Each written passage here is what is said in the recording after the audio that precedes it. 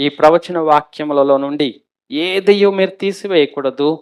దేనిని కూడా దీనిలో చేర్చకూడదు, కలపకూడదు. కలిపినట్లయితే ఈ గ్రంథములో వ్రాయబడిన తెగులులు, ఉగ్రత అంతయు మీ మీదకి వచ్చును. ఎవరైతే చేస్తారో వారి మీదకి వస్తుంది. అంటే వారు రక్షణ పొందరు, వారు విడవబడతారు, వారు నశించిపోతారు, నరక పాత్రులు అవుతారు. దేవుడు కూడా ఆది నుండి చెప్తున్నాడు, నేను మీకు చెప్పే మాటలన్నిటినీ మీరు అనుసరించండి, గైకొనండి, చేయండి. వాటిలో ఏమి కలపకండి, ఏమి తీసివేయకండి. దేవుని వాక్యాన్ని మనకిష్టమైనట్టుగా, మన జీవితానికి అనుకూలమైనట్టుగా మనం వాడుకుంటే అంతకంటే ఉగ్రత, అంతకంటే శాపకరమైన జీవితం ఇంకోటి ఉండదు. కాబట్టి దేవుని వాక్యంలో ఏది కలపకూడదు, ఏది తీసివేయకూడదు. అది నిర్మలమైన వాక్యము, ప్యూర్, రియల్ అండ్ ప్యూర్, నిజమైనది.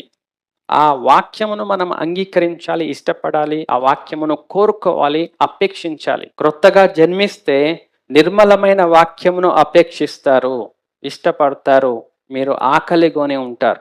మీరు క్రొత్తగా జన్మించకపోతే మీ హృదయములో నుండి, మీ జీవితంలో నుండి దుష్టత్వాన్ని, కపటమును, వేషధారను, అసూయను, దూషణ మాటలను విడిచిపెట్టకుండా జీవిస్తూ ఉంటే మీరు నిర్మలమైన వాక్యమును అపేక్షించలేరు. మీ హృదయంలో ఉన్నటువంటి దురాశలకు అనుకూలమైన బోధలను, మీకు నచ్చిన వాటిని అంగీకరిస్తారు. అనేకులు దేవుని వాక్యమును కలిపి చెరపడి వారు ఉన్నారు. అవి వింటా కాలక్షేపం చేసేస్తారు. కలిపి చెరిపే వాక్యాలు కాదు. మేము దేవుని వాక్యమును కలిపి చెరిపేడు అనేకుల వలె ఉండక, అప్పటి నుండి మెజారిటీనే దేవుని వాక్యాన్ని కలిపేసి, చెరిపేసి, చేర్చేసి వాడుకునేవారు అప్పటి నుంచి ఉన్నారు.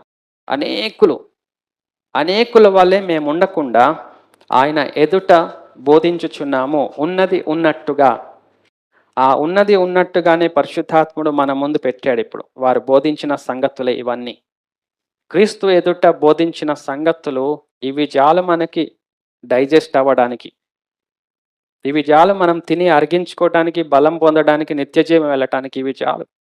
ఇవి ఉన్నది ఉన్నట్టుగా మనం గైకొనటానికి ప్రపంచవ్యాప్తంగా అనేక భాషలలో అందరికీ అందుబాటులో దేవుడు ఉంచాడు. ఆ వాక్యమును మనము అపేక్షించాలి.